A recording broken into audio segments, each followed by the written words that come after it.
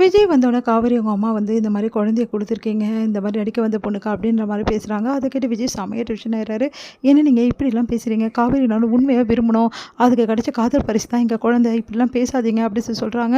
உடனே எல்லாரும் வந்து இல்லைங்க காவேரி வந்தால் பிரச்சனை ஆகிடும் அப்படின்ற மாதிரிலாம் பேசிகிட்டு இருக்காங்க.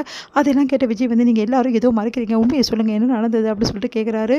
அதை கேட்டுட்டு இந்த மாதிரி டைவர்ஸ் வந்து நோட்டீஸ் வந்து சைன் வாங்க வந்த எல்லா விஷயத்தையுமே வந்து சொல்கிறாங்க. அதை கேட்டு பயங்கரமாக அதிர்ச்சி அடைகிறாரு. எங்கள் பாட்டியும் எங்கள் சித்தியுமா என்ன சொல்கிறீங்கன்னு? ஆமாங்க இதான் நடந்தது, இப்போ சொல்லுங்கள், நாங்கள் பயப்படுறதுல என்ன வந்து இருக்குது, எங்கள் பொண்ணை வந்து அவங்க ஏற்றுப்பாங்களா, காவேரி உங்கள் வீட்டில் ஏற்றுப்பாங்களா சொல்லுங்கள் அப்படின்னு சொல்லிட்டு கேட்குறாங்க.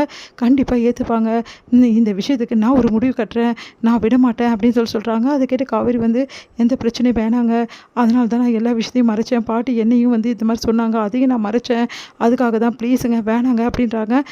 நீ அமைதியாக இரு காவேரி, இந்த விஷயத்தில் இப்படியே இருந்தால் வேலைக்கே ஆகாது, உன்னை பற்றி வந்து பேசுறதுக்கோ இந்த மாதிரி டைவர்ஸ் வந்து என்னை கேட்காம வந்து சைன் வாங்குறதுக்கோ ரொம்ப பெரிய தப்பு, இது எப்படி அவங்க பண்ணுவாங்க, நான் கேட்டே தீருவேன்.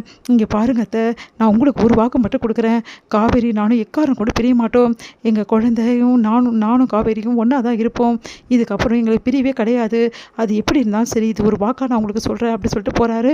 அதை கேட்டு எல்லாருமே என்ன பண்ண தெரியாமல் தவிக்கிறாங்க. விஜய் என்ன பண்ண போகிறாருன்னு சொல்லிட்டு விஜய் கோவமாக வீட்டுக்கு போகிறாரு. இங்கே வந்து அவங்க சித்தப்பாவும் சித்தி எல்லாருமே இருக்காங்க. சித்தப்பா பார்த்து செமைய டென்ஷன் ஆகிறாரு.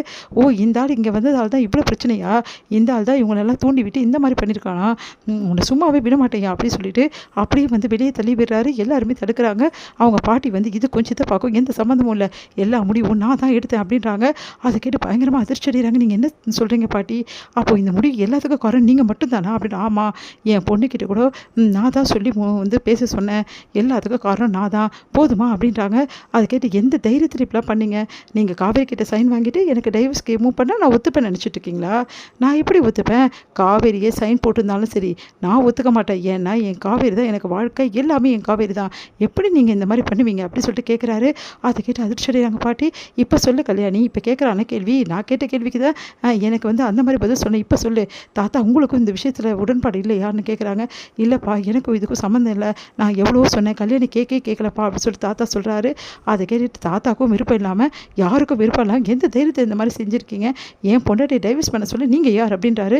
என்ன விஜய் என்னை இப்படிலாம் கேட்குற, வேறு என்ன கேட்குறது, என் அம்மா வந்தால் என்னை கேட்காம என் மனசு வந்து நோகாமல் பார்த்துப்பாங்க, நீங்கள் பாட்டி தானே அதானே இப்படி பண்ணிட்டீங்க அப்படி சொல்லிட்டு கேட்டோன்னே, விஜய் என்ன பாட்டி இப்படி பேசுகிற, என்ன பாட்டி என்ன நினச்சிட்டு இருக்கீங்க உங்கள் மனசில், என்ன வேணாலும் பண்ணலாம் நினச்சிட்டு இருக்கீங்களா, காவேரியை நீங்கள் மோசமாக பேசும்போது எனக்கு எவ்வளோ வருத்தமாக இருந்தது தெரியுமா, தாத்தா கிட்ட கூட சொல்லி நான் வருத்தப்பட்டேன், ஆனால் உங்ககிட்ட காட்டிக்கல உங்கள் மனசு கஷ்டப்படக்கூடாதுன்னு, ஆனால் இப்படிப்பட்ட வேலையை செஞ்சுருக்கீங்க, காவேரி என்கிட்ட பிரிக்கிற வழியை பார்த்துருக்கீங்க. இல்லைப்பா உன் நல்லதுக்கு தான் எல்லாம் பண்ணேன், எது நல்லது, காவேரி என்கிட்ட பிரிக்கிறது நல்லதா, உங்களுக்கு என்ன, காவேரி இந்த வீட்டுக்கு வரக்கூடாது, வந்தால் நீங்கள் வந்து உலகத்தில் இருக்க மாட்டீங்க அவ்வளோதானே அப்படின்னோடனே, அது வந்து விஜய் பரவாயில்ல காவேரி இந்த வீட்டுக்கு வரமாட்டா, நீங்கள் கவலைப்படாதீங்க, அதே மாதிரி நானும் இந்த வீட்டில் இருக்க மாட்டேன், என் பொண்டாட்டி எங்கே இருக்காளோ அங்கே தான் நான் இருப்பேன் அப்படி சொல்லிட்டு எல்லா துணியும் எடுத்து வச்சுட்டு விஜய் கிளம்புறாரு.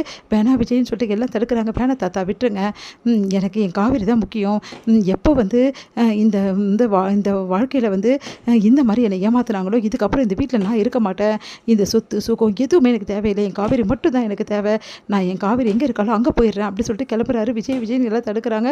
என்னை விடுங்க அப்படி சொல்லிட்டு கிளம்பி போயிட்டே இருக்காரு. அதிர்ச்சி அடைகிறாங்க பாட்டி, என்ன பண்ணுன்னு தெரியாமல் அவங்க சித்தியும். அடுத்து வந்து இங்கே விஜய் வரதை பார்த்துட்டு, அதுவும் பொட்டி படிக்கோடு வரதை பார்த்துட்டு ஒன்றும் புரியாமல் சாரதா எல்லாருமே அதிர்ச்சியாக பார்த்துட்ருக்காங்க. என்ன இதெல்லாம் விஜய் அப்படி சொல்லிட்டு காவேரி கேட்குறாங்க. மொத்தமாக வந்துட்டேன் காவேரி, ஒன்றை வரக்கூடாத வீட்டில் எனக்கு என்ன வேலை, அதான் வந்துட்டேன், இதுக்கப்புறம் நான் இங்கே தான் இருக்க போகிறேன், உன்னையும் பாப்பாவையும் பார்த்துக்க தான் எனக்கு முழு நேரம் வேலை, என்னத்தை நான் இந்த வீட்டில் இருக்கலாமா அப்படி சொல்லிட்டு கேட்குறாங்க. அதை கேட்டுட்டு சாரதா என்ன சொல்கிறதுனே தெரியாமல் அப்படியே பார்க்குறாங்க. என்ன விஜய் நீங்கள் இல்லாமல் எப்படி இந்த வீட்டில் நீங்கள் நிஜமாக இருக்கலாம், காவேரி உங்கள் ஒய்ஃபு அப்படின்னு சொல்லிட்டு குமரன் சொல்கிறாரு. அதை கேட்டு சாரதா வந்து அங்கே சண்டை போட்டு வந்துட்டிங்களா தம்பின்னு கேட்குறாங்க.